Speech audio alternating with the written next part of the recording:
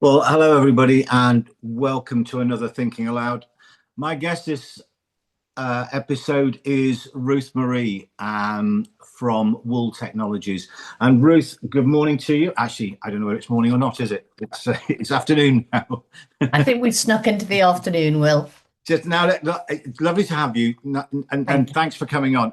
I've written a little introduction. I'm just going to read it, and then I'll leave you to put me straight where I've gone wrong. Materials innovator working at the crossover of construction, circular economy, and rural supply chains. Okay. Ruth Marie leads innovation across wool insulation Wales and its sister company Wool Technologies, which is wool spelt WULL for those who want to go and look it up. I'm sure we'll be referring to a lot later. So your career spanned finance, property, construction. You have practical experience in retrofit. You've converted a barn in Pembrokeshire, which is one of the things you're very hands-on, 200-year-old barn. And you're now involved at Wool Insulation Wales, founded in 2022. You launched True Wool, the UK's only 100% sheep's wool loft insulation. You'd have to tell me when that was, but I think it was 2023, if I remember rightly. And that's manufactured in the UK, so plastic polymer-free insulation product. And at Wool Technologies, you're now moving into creating other products, one of which is a product called Lambda, which is a rigid wool board, plastic-free wool board. And you're looking to scale that. We're going to chat about that later as we go through it. So I would, looking at your career so far and knowing what I do of you, that you're principally focused on performance and adoption and making natural materials a sort of the natural choice, as it were, the insulation material out of choice. And also, I think the other thing I'm picking up from what we've talked about before and what I've seen is your views on the circular economy and resilience as well. So we'll cover all of that as we go through it. There's loads of things that I want to know about. I'm sure those listening will as well. So before we get going and I ask you the first question, Ruth, do tell us about yourself. Give us a little potted history. Thank you very much, Will. Well, yes, as you said, I started life as an investment banker, but please don't anybody hold that against me. I soon saw the Let's error of get that my out of the way ways. first. And spent a considerable part of my career in property and then in construction. And I suppose it was when I was working in construction and COVID hit that two things sort of came together for me. Uh, First of all, just generally over the previous years of working in construction, I've been slightly jaw dropped by the amount of waste that the industry produces and the type of materials. And then I had probably what was a very COVID moment, I suspect. There were certain things that happened in COVID, and we all have those sort of touch points. And for a lot of people, it was making sourdough, and collecting loo rolls. For me, I became bizarrely obsessed with watching farming programs. Um, and on one of these, it was obviously shearing time, etc. And this was actually pre Jeremy Clarkson's uh, uh, uh, farming programs. Sheep farmer was talking about, he was at shearing time, talking about his wool, talking about that he had to do this for animal welfare purposes, talking about what an amazing material it was, and then just saying, and I bury it in the ground because nobody wants to buy it. And I just thought, that can't be right. So that's really where I sort of started thinking in early 2020 about this material. And I did quite a lot of research with a couple of the universities in the UK around just generally the type of properties that wool is, and then started to look at, okay, how can we use this, because it is a truly clever material, and I think it can do more than being buried in the ground. I do. I mean, the interesting. I have a farming background, as you know. But I mean, the interesting thing is you refer to it as a technology, as a naturally selected product over millennia. I mean, it's got one hell of an R&D pedigree. Wool. Oh, it I mean, absolutely does. and we've been using it. I mean, we've been using it since goodness knows when, since prehistory. So the you, I think, like a lot of us, I mean, COVID revealed all sorts of interesting things to us as well. And it's funny how when a market is manipulated in that way, it overcomes an awful lot of things that we're going to talk about you trying to overcome now. I mean, the example I quite often use is lime plaster. Basically, gypsum production shut down at COVID, and yet lime supply didn't. And we had hundreds and hundreds of builders who could still work, maybe, family businesses or one-man bands or whatever it happens to be, or one-person bands, who suddenly had jobs to do but couldn't get any gypsum plaster, and then said, well, God, well, I'll use lime then. I can get it. And an awful lot of those have stuck with it, or at least have developed the skill and the ability to understand how it works, etc. So that was intriguing. So when did you start your barn project, by the way, just out of interest with that one? Was that post-COVID? Yeah, started that actually in 2021, and which was interesting because I think we probably all remember what happened to the cost of construction materials around that time. It was a really interesting project. We and it's one that I'm really proud of, and I wanted to build a home that was comfortable, obviously, that fitted in with its legacy, sitting in at the foot of Braceli Hills. That was energy efficient. I wanted to see how energy efficient I could make a 200-year-old cow barn if I really tried. So a building that wasn't designed for human habitation, so It, you've got to chuck that in as well. it absolutely was not designed for human habitation. And, like many people, we were hit with some serious sort of supply chain issues, not least because at least parts of the barn were going to be clad in lovely larch. But then Putin did his thing, and quite rightly, the supply of Siberian larch dried up overnight. That, however, did have a rather nice ending, that there's a beautiful cooperative that works the woods fairly close to where I live in Pembrokeshire. And they actually supply larch. So my barn is actually clad in larch that I can see the woods from the house. It's interesting to me, isn't it, what becomes the necessity for invention? Because and how you think. Were you already thinking wool when you were building that?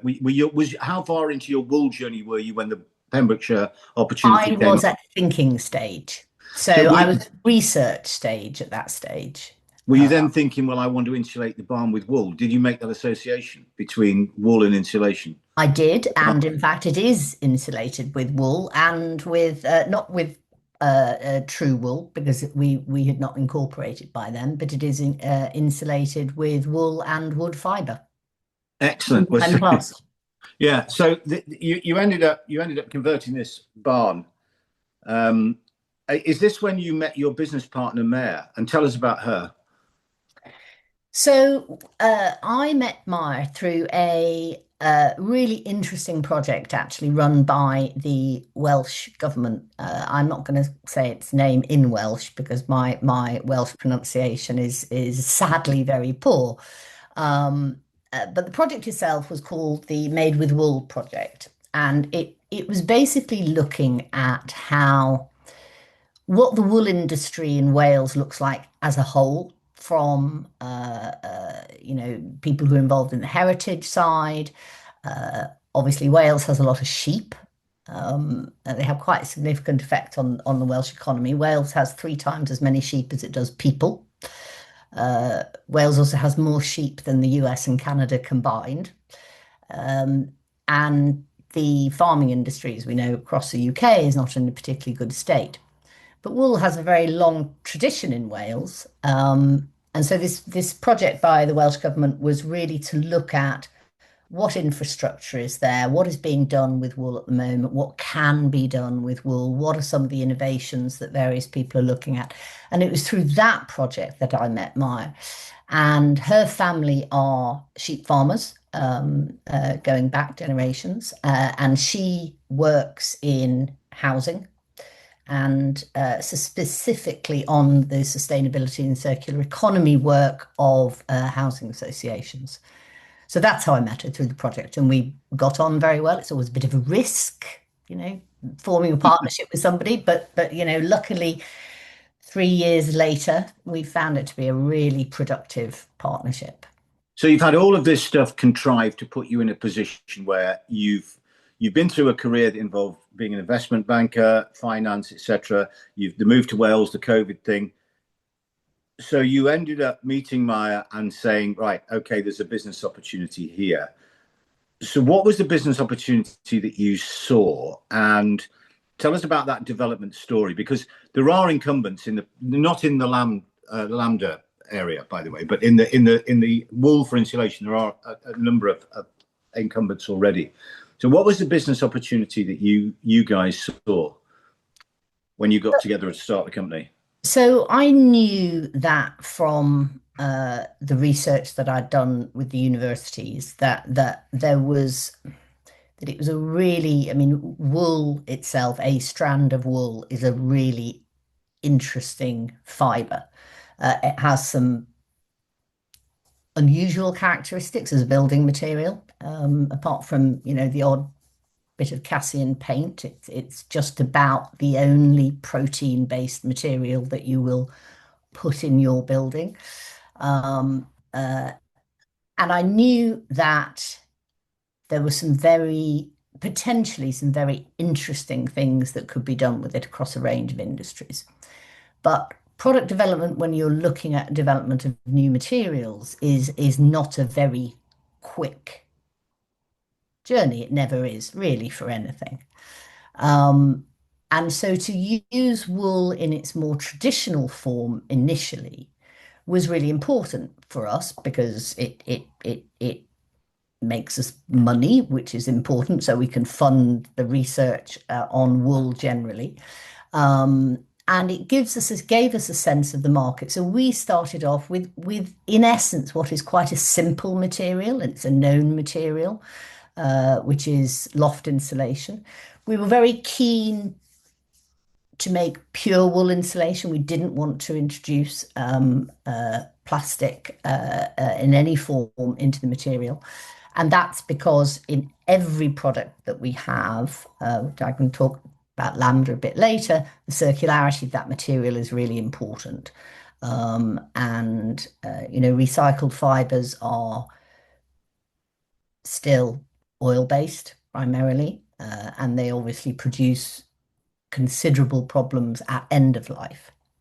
So we sort of used the soft roll material as a something to get us through the much longer lead time into more, I suppose, more interesting, certainly more novel materials. So that's and we knew really right from the start that we wanted to try and drive wool into things that people hadn't considered it for before. I mean, what intrigues me about this, obviously, in our role as a merchant, is there's two views. If sitting in the middle, you can look at things from two ways. You either see it as a manufacturer sees it, or you want to see it as a potential customer sees it. I don't know. I mean, the loft insulation market is there are some of the things that make it attractive to a manufacturer. No specialist skills required to stick a loft roll in the loft. I mean, obviously, one has to be fit enough and able enough to get into the roof and move stuff out of the way, and there's some detailing issues. But broadly speaking, it's relatively straightforward. And I mean, have you found that has it been well received, the loft roll? Have you found a market for your loft roll that and have worked out why they like it? Does it align with what you were just saying? Yes, it does. We have found a market for it. We do deal a little bit with the public sector, although that is, I have to be honest, more problematic from a price point of view. But it tends to be the private sector that look at it. What are the things that have been attractive about it? Well, I think probably about 18 months ago, I don't think anybody was interested in the fact that it didn't contain plastic. That is actually quite different now, and I suspect that is because there's more interest in the effects of microplastics and, the 11 million tons of plastic then that ends up in our oceans every year. So there's definitely an interest around plastic-free material. Um, with regard to the people who tend to buy it, it tends to be we do a lot for older buildings, obviously, for obvious reasons, and also a lot for what I'd call close proximity things. And by that, I mean, and I suppose we probably have the wild swimming uh, um, uh, uh, fraternity to thank for this. With wild swimming, there has been a quite astonishing growth in outdoor saunas. And outdoor saunas like shepherd's huts and garden buildings, etc., you tend to stick in quite close proximity with the materials. There has been a huge interest in it from those markets. So I had no idea that we built so many outdoor saunas in this country, by the way. I'm constantly amazed at things. I'm sure that an awful lot of the uses are not the ones that the manufacturer had in mind when they produced the stuff in the first place. So this is. I mean, it's a utility product in some respects. It's never seen again by most people. It goes in the loft. You don't enjoy it every day, apart from the benefits of it. And you can understand why people just say, actually, do you know what? This is why probably. And I mean, the biggest selling non-glass wool loft insulation in the UK would be recycled plastic bottles. It's there's a well-known brand that produces a very soft, fluffy material like your fleeces are made out of, good utility product, etc., and suits most people. So obviously you understand you've got your head around the limitations of it. I mean, it's a lovely looking product, by the way, yours. It really it looks absolutely delightful. But with those limitations in mind, you then moved on, as you were saying, about exploring the uses for wool. So tell me about when Lambda first arrived as an idea, and explain to everyone what Lambda is, because I think this is an interesting story where this will end up if you can make all of this work as you think you can. Yeah, so Lambda actually grew out of a conversation that I had a couple of years ago, a bit longer than that now, actually, probably nearly 3 years ago, with the Energy House in Salford, which is a sort of major Mm-hmm. project, basically climate control buildings run by the University of Salford. And they suggested that I speak to a really interesting group based in Manchester called Vector Homes, who were looking at low energy housing. But the group at Vector Homes come almost exclusively from a material scientist background. So when I sit with my fellow directors now, I am the only non-PhD in the room. No bad thing, maybe. Well, maybe not a bad thing, but certainly you would not want to be talking to me about the very clever science aspects. So we had a chat with Vector Homes, and I said to them, well, look, I'd like to send you some wool, just some normal cleaned wool. I have to say, I'm not going to sort of send an unclean fleece. Send you some wool. Love for you to have a look at it. Do a bit of research about what wool can do, and maybe we can have a chat, which is what I did. And I have to say, they were actually blown away by the material and what it does without you doing anything to it. And there was a quite a large pot of Innovate UK funding that was looking at basically reimagining materials. And Vector Homes and Wool Insulation Wales, we had a chat and we decided we'd like to put an application for it. And the application was focused on the creation of a rigid panel made from 100% wool, specifically for external wall insulation applications. Bit of a hot topic at the moment, external wall insulation, but this was what the project was designed for. The project ran for about 18 months till January of this year. It went extremely well. There were some very clever green chemistry techniques applied to the wool.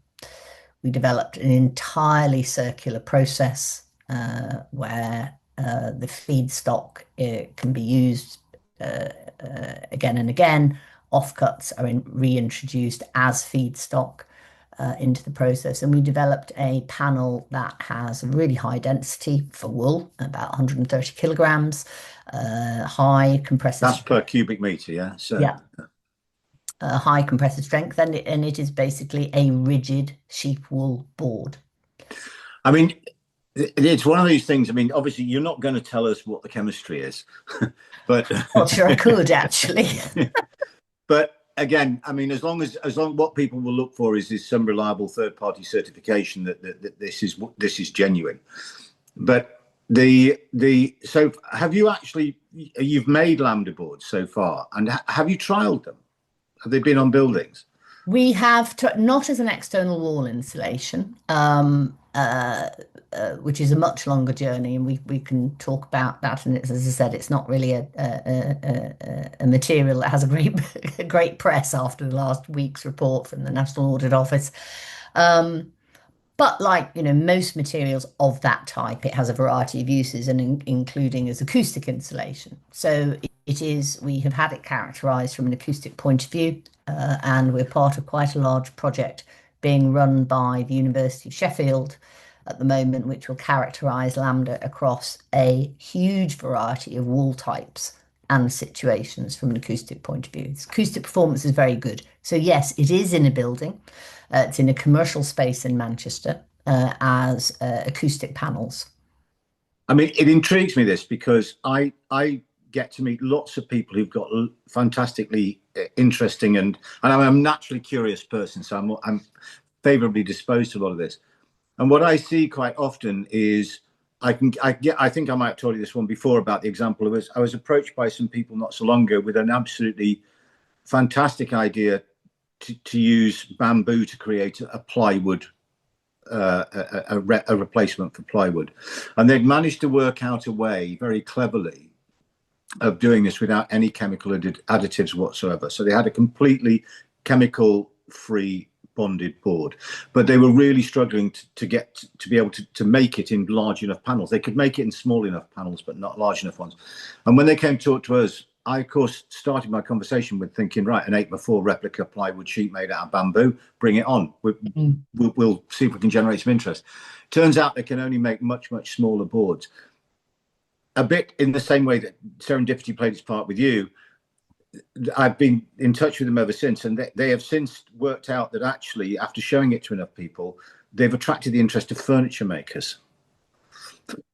And not just a bit, but they've properly attracted the interest of furniture makers. So I sometimes wonder whether what the work that you do, are you telling me, Ruth Marie, that basically your business is an R&D company? Because sometimes you can identify a need, invent the product, and try and meet the requirements of the customers. Other times you invent stuff and then try and work out what it can be used for. I'm absolutely convinced that what you're working on now has other applications, some of which may far exceed construction, external wall insulation, in its scope and its take up. Is that kind of how you guys view it?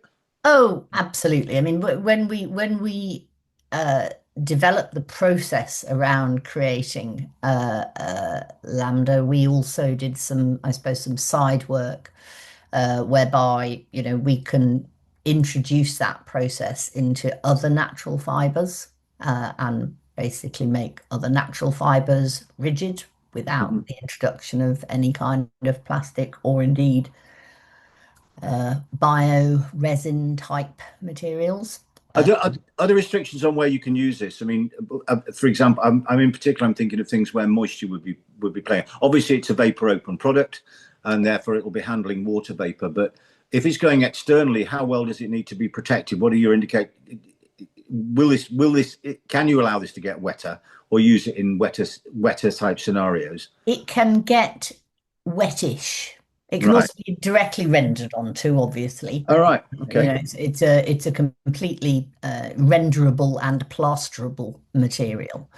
The other applications you ask about where we're sort of going with that, the other applications, I suppose, if you take stone wool, if you take rock wool, and you look what rock wool is used for, it is not simply used in construction.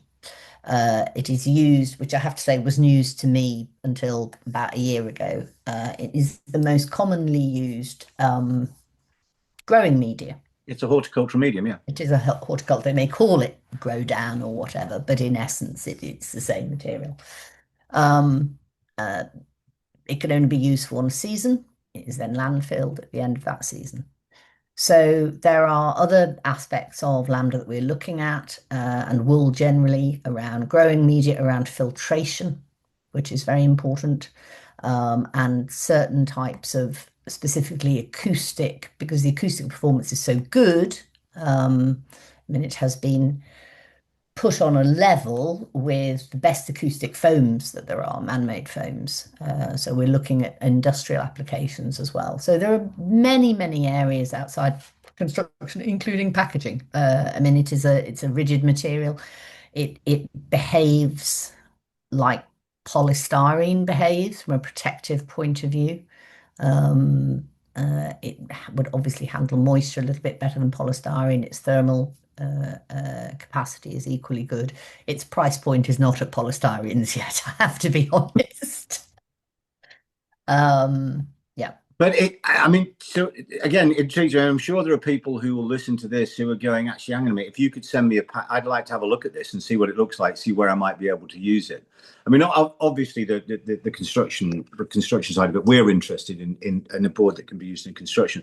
But like many of these things, again, this is something else, is that one thing that's peculiar to the industry that you're in is you have a representative body. And so what in marketing terms is category marketing for the whole category, wool, you can do. We can no longer do it with eggs, go to work on an egg. We can no longer doing it with the Milk Marketing Board. No one is, there's no more advertising campaigns for the UK hat makers, get a hat, get ahead. But, the Potato Marketing Board has gone in agriculture, the Milk Marketing Board has gone in agriculture, but you're left with the Wool Marketing Board. So how have you worked with them to promote the use of wool, and in particular for the construction product? But how does that tie in? How do they view the market, and how do you work with them on that? Well, the role of British Wool, which is the name for the Wool Marketing Board in the UK wool industry, is actually really quite an interesting one. It is, as you say, the last agricultural commodities board that we still have in the UK. Everybody with more than 4 sheep has to register with British More Wool. than 4. A very small flock of 4. I've got 3, and my daughter's got 3, and my wife. They're all in the same field. You can't do it like that then. But what British Wool do is that they provide an infrastructure for British farmers to sell their wool. It's not perfect, and if I'm honest, British farmers are probably fall into 2 camps. Some are very pro-British wool, some much less pro-British wool, and there are arguments on each side. But they do provide logistical support and collection and grading of the 30 million sheep fleeces. I mean, it's a lot of wool. I mean, what if it's not being used for something? What happens to it? Well, in the UK, it isn't quite as bad as this, but across Europe as a whole, the EU specifically, it is estimated that between 70 and 90% of the wool clip is buried in the ground every year. Goodness me. Northern European wool is it's not merino, it's not soft. It's much as I'm a wool fan, I would not be wearing a Welsh mountain jumper, shall we say. And unfortunately, even in things like carpets where it is still used, the rise of polyester, both in clothing and upholstery and carpets, if you track the rise in polyester production since the early 70s, it is in direct contrast to the fall of wool as used as a material. The result of that has been that in 1955, a farmer could expect about £14 for a fleece. Today, he gets about 30p. So it's a huge drag on the rural economy Which presumably for many farmers will be less than the cost of for taking it off for in all the farmers. first It's place. about £1.60 to take it off. So the whole country has an abundance of supply of a raw material, which you are demonstrating can be put to really good use to create an insulation, soft insulation product or a board and various other things. And then all the other things you were talking about, you can see how that has appeal to people. It certainly appeals to me. But you've created this business. So you've got that scenario on the one hand. On the other hand, just to inject a bit of sort of unpleasant reality into this, you've spent money to get this far, and people want to return. And the one thing that you and I discussed on a previous occasion was just having all the evidence doesn't create adoption. Okay, so that's the where do you think the friction is coming from in the adoption? Because you're building your proof to the point where no one can argue with it. Yeah, Yep. have you got this? Yes, we've got that. Have you done? Have you measured this? We've measured this. Yes, we've got post occupancy results from here. All the evidence hunters, all the box tickers will have all their boxes ticked and all the evidence provided. Where's the friction now in terms of adoption for the products? Where are you looking now to help overcome that? So I think the points of friction for adoption, not just of our products, but for bio-based products generally, um, whether that be hemp or wood or wool clothing, even. Well, but let's focus on construction for a minute. Are several. First of all, the actual structure of the construction industry does not help. It used to be many years ago when every council and every registered social landlord would have their in-house architect and surveyor, and they would draw. Now pretty much 90%, I would say, of work is design and build, and that is pushed to contractors. Contractors work on really tight margins. They're also a highly traditional industry. And so, frankly, I think that an awful lot of bio-based materials get value engineered out of projects quite a lot of the time. You have to have particularly for public sector, you have to have quite determined client or architect that says, no, actually, that's staying in. That's one thing. Secondly, price is going to be an issue. And why is price an issue? Well, in honesty, because we don't operate on the basis of the polluter pays. And when you do not operate on the basis of polluter pays, then oil-based installations or installations that are produced with very high energy costs, we all pay the price for those, but the specific purchasers of the product do not pay the price for them because they're not costed in. And that may be something that people don't like to hear, but we don't operate on that basis. New York State, I believe, has just started to introduce pricing on goods on a polluter pays basis, which should be quite interesting. And thirdly, it is because because there is a higher price point, we do not take into account generally embodied carbon when we build. The regulations don't say anything about embodied carbon. Now, there are certain initiatives like Part Z and the net zero carbon building standards that have been produced, but these are not legislative. These are ideas at the moment. And whilst you do not have regulations around embodied carbon, bio-based materials will be at a disadvantage. Where you have got regulations around embodied carbon when you build, such as France and Denmark, there is far greater uptake of natural materials. So three things: traditional construction industry that works on really tight margins. Embodied carbon is not still front and center of people's minds. And the fact that for all that We have EPDs and LCAs, and we still do not operate on the basis of polluter paying for the materials that we make. Yeah, I mean, it intrigues me as well. I think that one of the things that I'd add to that we notice is that we have a significant number of our customers are self-builders, and so they have the benefit of removing margin that others would have taken because they're doing the job themselves. But also one thing that's just a stark reality is that the consequences of their decisions they're going to live with. If you make a decision elsewhere, either you're paid to install something, so you're not choosing what's installed, you're just being paid to fit it properly or build according to plans if you're specifying, etc., or if specifications get broken. But none of these people have to live with the consequences. And they're sort of, yeah, but I've got to live in it. I mean, this is one of the reasons why I think we build such crap buildings as well quite so often, is because there is, I remember one of the articles that I wrote on our blog, which was the most downloaded blog we've ever had and still is, well, second to U Values for Dummies, was the worst building you can build by law, which is actually basically building regs. That's the worst building you can build by law, is one that you build just to building regulations.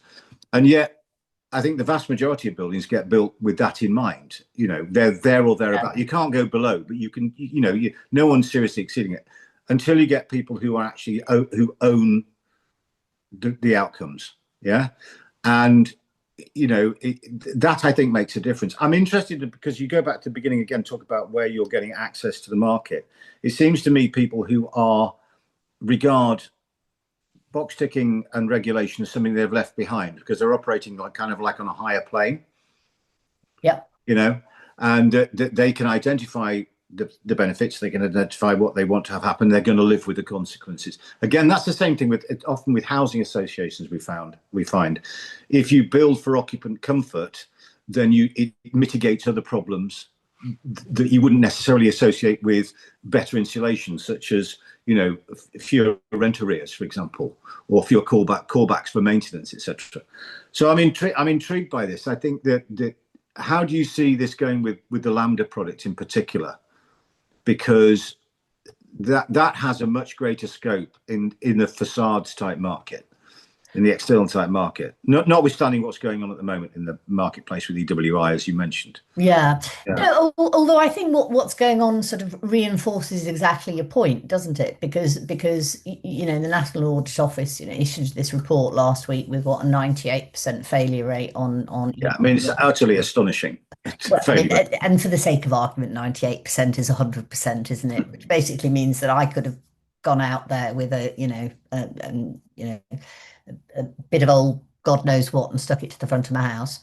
But you clearly, the registered social landlords and particularly the able to pay markets don't see those levels of failure. I mean, they just don't. So it's not that EWI can't be done. But nobody's saying that it's cheap or easy to do it, particularly on traditional solid wall. Why are we all so obsessed with cheap? We don't all buy the cheapest shoes we can find, or the cheapest car we can find, or the cheapest this, that. We make value judgments all over the place. It just, does this go out the door when we build stuff? I think it probably does to a certain extent, yes. All these highly trained people who've been to university for 7 years, learned all of this kind of stuff, leave all this behind when they go to work? I think to a certain extent it does, yes. And I think that comes back to the margins within construction, and that comes back to land prices in the UK. Actually. Well, it also comes back to risk, because from what I see as well is less so in a lot of the people we deal with because they're smaller projects, but in some of the bigger projects we deal with, some of the ones we've done that involve main contractors. Winning the argument is the most important thing, but doing so in a way that defends their position is what they're aiming for. So you get defensibility as one aim of it, and then so you begin to think to yourself, hang on a minute, what about the outcomes? What are you de-risking here? But I'm sure people's perception of risk plays a part in this. I mean, so if you go with all the boxes ticked and you've got all the certificates and the bits of paper that you want, and an architect's there, what would they then, how would you mitigate their concerns about risk? Well, Well, I there think shouldn't be there any if you are. have all the certifications and the test results, should there? Yeah, I mean, I think you have your certifications and your test results, and that's fine. I think that just as an aside, I think that bio-based certifications somewhat hamstring natural materials because now certifications are all around systems rather than products, which is fine. But the systems that often work for older buildings are not something that people can patent because you can't really patent lime plaster, which is a massively appropriate material. So I think there are some commercial considerations there as well. But we will go down the certification route, but we will only go down the certification route where we have modeled in real life and then modeled scenarios of real applications, which we don't have to do from a certification point of view because certifications all take place in a lab, basically. The relevance of real world, different property archetypes, different geographies, etc., is really not accounted for in construction products generally. But because I suppose, particularly with Lambda, with the science-based background of a lot of our founders, um, before we begin accreditation, we will test drive these materials in a variety of real world situations. I'm I've been I'll share this with you at some stage, but I've written a piece really just for my own, really just to test myself, but on something that I've called the proof adoption paradox, which is quite often I see the ambition to provide proof as a presumption of adoption, which doesn't correlate. And people think, well, we've got all of this. It does all of these things. It does everything it's asked for, and yet we're not selling it. We're not getting the adoption that we wanted. And you do say that. I mean, oddly enough, with the people from the bamboo people, I did say to them, I do know how you can get this adopted really quickly. And they said, how? And I said to them, just get a letter from God. All right, that's what you need. You get a letter from God, and you'll be able to. But they're not competing on their own terms. So if you look at the insulation market, you've got the PII market, the vitreous, the mineral wool market. If you look back at the history of this, I mean, PIR wasn't made in the UK until the early 80s. They had a roof tile, a ceiling tile PIR factory in 1978 in Hadley, I think it was, in East Anglia. But really insulation didn't become part of building regs until the mid 60s. So pretty much every building that was built before that was built and designed with no insulation in mind. And a lot of those, 57% of those we still occupy now and will do by 2050. So what happens is you end up, it's understanding who you're competing against on what terms. That's the interesting bit to us is about how people make those decisions. Because the board that you've got and the wool that you've got performs a really good function. I'm just intrigued as to why you think that these might not be selling better than they are. Is it simply because in the past 50 years, we've just become completely and utterly beholden to the synthetic environment? I think there is an element of that. I think with Lambda, I wouldn't say that we are well, we're certainly not actively selling it as a thermal insulation because we do. As I said, it's really important to us that we go through the not just the accreditation, and there are so many holes in our accreditation system in the UK, but also we want to have a number of case studies in real world case studies. What is holding products back? We have definitely become addicted to man-made materials. For some reason, there is an assumption, which in many cases is perfectly valid, that man-made materials are somehow more sophisticated. Well, this doesn't just apply to wool, but a wool fibre absorbs water vapor, resists liquid water, is really good against heat, is really good against cold, and absorbs VOCs from the atmosphere. So, And we has have not yet millennia invented a fiber that does that. No, it has millennia of Millennia of the finest. field trials and Absolutely. You know, evolution is a very, very, very tough lab.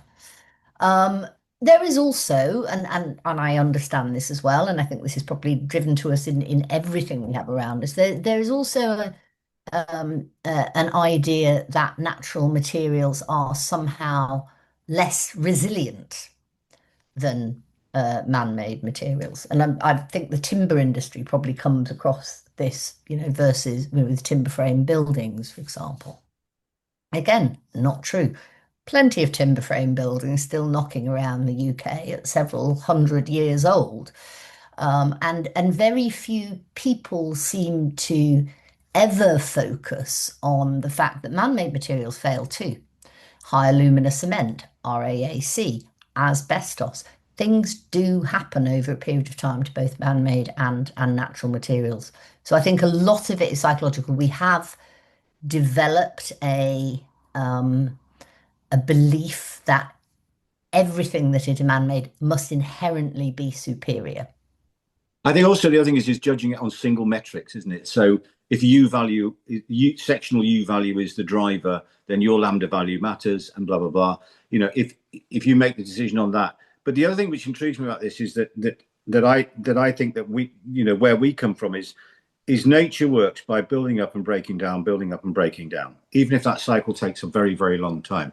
When you introduce materials in where there is no natural mechanism for it to be degraded, they persist. And that's what's obviously happening with plastics in the ocean. And I think that kind of thing, when people say, when they want to compare, I mean, obviously not comparing price is different to value. But when you're looking at people's value judgments, I just don't think that it's relevant to a lot of people, and it may not be willful. It may be just because they've never considered it in that way, and somehow how you present it will say, well, actually, hang on a minute, if I get that as well, okay, I get that now. I can see that, and that kind of ties into, really, isn't this because you have some fairly advanced views on circularity and the circular economy. So how does that kind of thinking tie into this, and how does it tie into the business? So we are very keen that all our materials are properly circular. And when I say properly circular, I mean they can either be returned to us and reused without vast expense to separate them from other materials. So you're talking cradle to cradle rather than cradle to grave, or cradle Or to you grave. can chuck them in the garden. Yeah. And they will fertilize your tomatoes. For me, that is circularity in two forms. I don't want to produce something that is recyclable, but there's a huge amount of energy goes into that recycling, that it's very difficult to do. It's so difficult that people won't do it. And because, you know, we have funny relationship with recycling. I mean, you know, we all put the stuff in our bins, but we all know that an awful lot of this stuff isn't genuinely recycled. Or, you know, take the example of, I think, I won't say the brand name, but one of the big sports shoe manufacturers that did quite a lot of work around the fact that it now makes a shoe from recycled plastic bottles, which is great, except you can recycle a plastic bottle as a plastic bottle a lot of times. Once it goes into a shoe, you're done. It's never coming out of the shoe. Its next stop is landfill. So recyclability is a complicated thing. I do like to think of it as circularity. I want to be able to take what we have and just put it straight back into our production stream, which we can do with both our soft roll and Lambda. They both act as feedstock for, you know, they just go straight back in, or put it in the garden, make a path out of it. This recycling thing, I've talked to you about this before, but the origin of the word shoddy. You quite upset me, actually. I'm quite upset with it. For about 60 odd years, shoddy was just a neutral description of recycled wool that was repurposed and reused. You go back to what you were saying about coarser wool. So you would mix coarser wool. It came from a chap whose name, a guy called Benjamin Law. I think it was from Yorkshire. And it was a very accurate description for a really useful commodity product. Okay. I mean, obviously, it's been hijacked since, but you're going back to those principles ends for nearly a century was a respected and valued part of the whole procurement, production, manufacturing, recycling process, where everything would be made into something else and everything would be useful. And to me, and this has immense appeal. When you look at the incumbents, I mean, if you look at natural insulation as a percentage of the UK market, now figures vary. Let's just say 1 to 2%.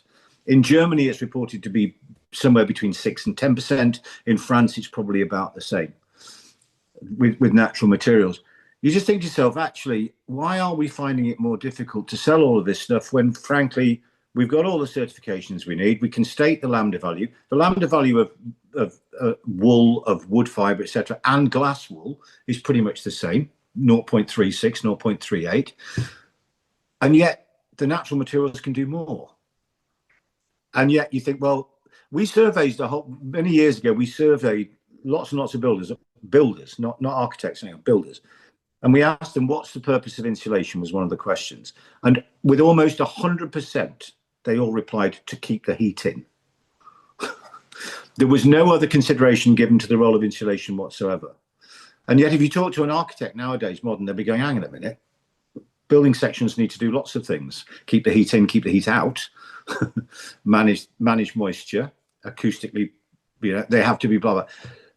So I'm just thinking, the PIR boys and the mineral wool boys, who've only been around for about 50 years, got in because of a set of circumstances that allowed, they could make stuff when it was beginning to be demanded. They set the stage for everybody. That was by them, it is how we are judged, to our great disadvantage, I think. So I think we've got to work together, I think, really, to find out angles in, because actually, when you sit down with people and you go, hang on a minute, it does this, this, this, and this, even if you have to say to them, and it's a little bit more expensive than the synthetic alternative, people are going to go, I'm not fussed about that now. Now I'm getting all of this. Yeah, and I mean, I would even, go further than maybe the architects do in terms of heat, moisture, cold, etc., and say, actually, you know what, the purpose of insulation is primarily to keep the people who live in the building as comfortable as they can be for as much of the year as they can be, for as little energy use as they can be, and that incorporates all those things, because actually, you're building buildings for people. In the end, you can have. I mean, I do get sort of slightly horrified sometimes when we're asked to supply 500 millimeters of insulation, and I think, why so much? You just don't need 500. It's amazing how people do it anywhere. I couldn't agree with you more on that. I mean, I'm going to name him because he won't listen to this, but anyway, wonderful guy called Pat Johnson. Labrador owner, chain smoker, owner of business that we bought off him, and it was a tool hire and equipment business based up in Scotland. I went up for a tour right at the beginning of this, and it was a wonderful higgledy-piggledy set of buildings. Anyway, he took me into a storeroom, and because I was asking about stock take, and he said, and I said, what have we got in here? And he said, drill bits. And there were rows and rows of boxes with a shelf you could only just get between them. And every single drill, how many drill bits have you got in here? So they had millimeters, they had Whitworth, they had AF, they had all different types, every size you could think of. And he made a comment about it when I was sort of being quizzical about, you simply could not find the right drill bit. It was going to be in here somewhere. Why do you have so many, was the question I asked him. He said, well, because we can't sell holes. And I just thought, right, okay, nice answer. Put me in my place. That's the comfort thing. What people are actually buying. We don't sell comfort. We sell products. What people actually buy is comfort, isn't it? That's what people want. And by the way, recyclability going down as well. If you build a dry, warm building, my house was built, the one I live in was built in 1805, still got the same roof on. That's not going to be recycled if everybody looks after it for another 200 years, And yet, when you look at the way buildings are assessed modern, they're given a lifespan of 60 years in terms of carbon management, so they're expecting to go back.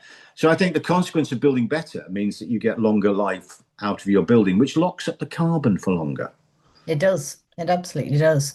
And well, I think there was a quick, I don't know if you've got time, there was a quick question from Yeah, Lindsay. we've got time. I can't see the question, so if Oh, you can't. Okay. Well, I'm sure Simon will probably be able to pop one up. But if you can see them, let me I just go and have a look, see can. if I can. Chat. No, Can. oh Uh, yeah, hang on a minute. Might be able to. Lindsay, insect resilience and prevention degradation from natural process. Are we going to talk about this now? Yes, Uh, let's do this before I the will end. Come do on. my very best in these 2 minutes, but Lindsay, I'll if I chirp don't in answer too. anything properly, feel free to drop me a line. First of all, prevention degradation from natural processes. Well, first of all, if you talk about mold, etc., wool is highly mold and fungal resistant. Fungus really do not like keratin proteins. So it's very resistant to, it's not completely immune, but it is highly resistant to. Wool is also very resilient in terms of its, how do I put this, its bounce.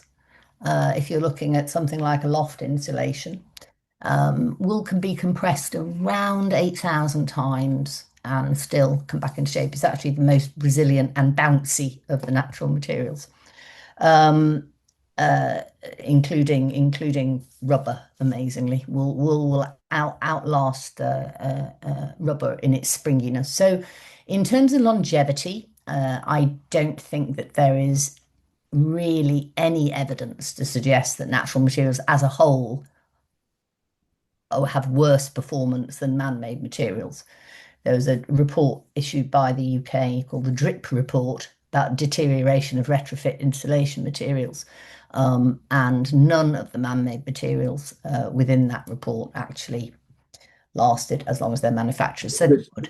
Potential for slump with glass wool and is Huge potential for yeah. slump, and that report commented on that. Lindsay may be asking as well about this about treatments for insulation materials. I just first of all, wool, wood fiber are not attractants. You don't put it in the building and moths and insects from miles around go, someone's put wool in, let's go there. Just doesn't happen. The interesting thing is that you can have rats, you can have mice, you can have vermin, you can have infestations. If you're in America, you can have termites, for goodness sake, and various ways, all of which will eat natural products. A lot of them will eat synthetic products. We have, as many people have, we have cats at home, and they bring mice in because we live in the countryside. And yes, we've had lamp cords chewed through. We lost the internet a couple of years ago because the bloody mice had chewed through. We had a tube protecting it behind a sofa from being run over with the casters, and the mice got into the tube and sat there with the cats at either end and thought, I'm a bit hungry, I'll eat this cabling, which is what they did. I don't think I ever once asked the manufacturer of the cable whether it was mice or vermin resistant. But without being flippant about it, there was a big thread on one of the architects groups not so long ago about treating insulation materials. In this case, it did happen to be wool. I think the key is that when they use salts, which is predominantly what people do use in treating for insect, it isn't an insecticide and it isn't a deterrent. It's a life cycle disruptor. So what happens is that should moths get into your house, which have not been attracted by the wool, okay, which they just happen to be in, they could have been something else. Once they find a potential food source, they'll breed. What the treatment does is desiccate the eggs. And that stops the life cycle. So you might get infested, you might see moths, you might see insects, and it may or may not be due to the insulation. It might be something else that's attracting them in the building. But that treatment was originally designed to act as a life cycle disruptor. So I don't know anybody who uses any product that deters insects. It's either attractive or it's not. Yeah. But also the other thing is I think there's a great fuss made out about this, and the level of incidence of moths in buildings, whether it's got natural insulation or not, is tiny. Yeah. Yeah, I mean that's certainly our understanding. We are a relatively new company, obviously, but my understanding from speaking to those who have been in the industry a lot longer than I have, and had wool insulation put across several hundred thousand buildings in the UK, is that I mean, it really is tiny, and we're talking from those several hundred thousand, less than um, five cases, not 5,000 cases. And I've spoken to all the suppliers that we have who have sold other wool products for a decade, more than a decade. None of them have ever had customers come and say, "I've got moths." We've not. It doesn't seem to happen. And I mean, the other thing is when you think about timber, there's when built, if you build resilient, dry, well-managed buildings, especially if you're using softwood, you will reduce the potential for problems that you used to have years ago when buildings were colder and damper. So where you would get different types of rot, different types of infestation. I mean, I can't think of the last time that I came across anybody who actually had woodworm as a problem. And we deal with a couple of local suppliers who happen to have green products, but also do chemical ones as well. And the sales of their products to control insect infestations, woodworm, boring beetles, etc., have really, really, really shrunk, because just dry, warm, inhabited buildings are not encouraging to these creatures and these kind of problems. So it does exercise people greatly, and it occupies, on the odd occasion it does happen, it occupies a lot of press and is disproportionate as far as I can make out. In real terms, if you were an actuary working for an insurance agent, you wouldn't bet against this, because it's so unlikely to happen that it's off the scale small. Well, and that is evidenced by the fact that we, along with other manufacturers, have full product insurance, and our insurers don't even bat an eyelid. We haven't discussed warranty or anything else yet, which kind of things that I wanted to do, but we're coming to the end, Ruth Marie, which is a bit of a shame, but just let's begin to wrap this up. So for people who are listening to this, who are architects considering specification, building owners, builders, anybody else involved in it, what is it that you would want them to take away from this that they could do to increase the share of natural materials in construction? I think probably the main thing is that two main things. Cost does not equal value.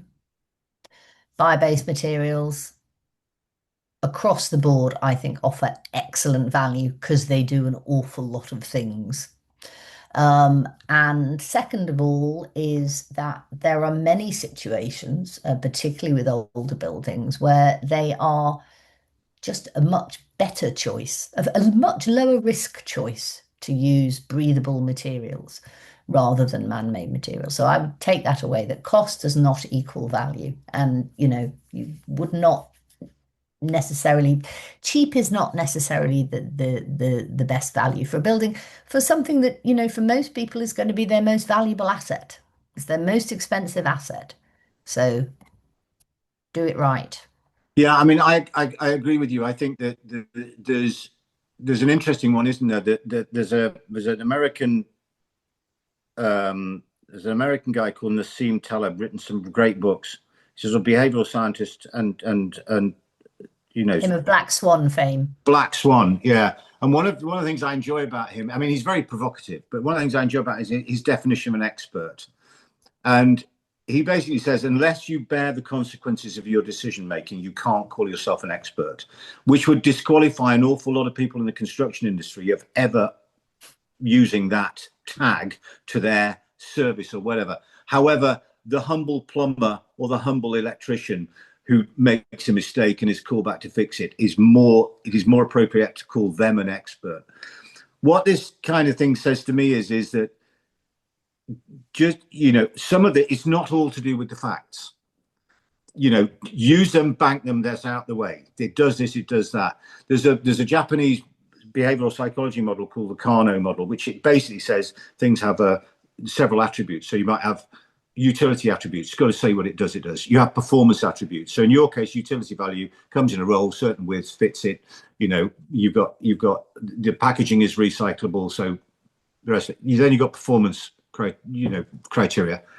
So what would happen there is you're looking at the lambda value, the moisture, etc. And then on top of that, you've got what he calls sometimes the delight attribute.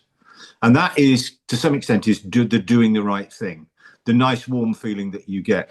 And I think that possibly a lot of people who get involved in this process resort to process as being the benchmark for their decision, whereas building work, doing up the Pembrokeshire Barn for you was an emotional experience. Okay, if you'd been reductionist and just had it down simply to, can I design the whole build on a spreadsheet? It just wouldn't have done it, cut the mustard for you. And I just don't think that's how people make decisions. Yeah. So my plea for you guys is keep going the way you're going, because I think you've got a good message for the people that we talk to who don't do everything just on evidence and proof and spreadsheets and want something else. Rosemary, there's so much more we could talk about, but you know, we're at the end of our allotted time. I can't thank you enough. Oh, it was a great pleasure. I hope you know everybody found it interesting, and it was fantastic. Really enjoyed it, Will. Well, listen, that's great, and maybe we'll pick up with you in a wee while when you've got a little bit further down the line with the board, because I think there's some really serious potential there. It'd be good to hear it. But thanks everybody for listening once again, and I hope to see you next time.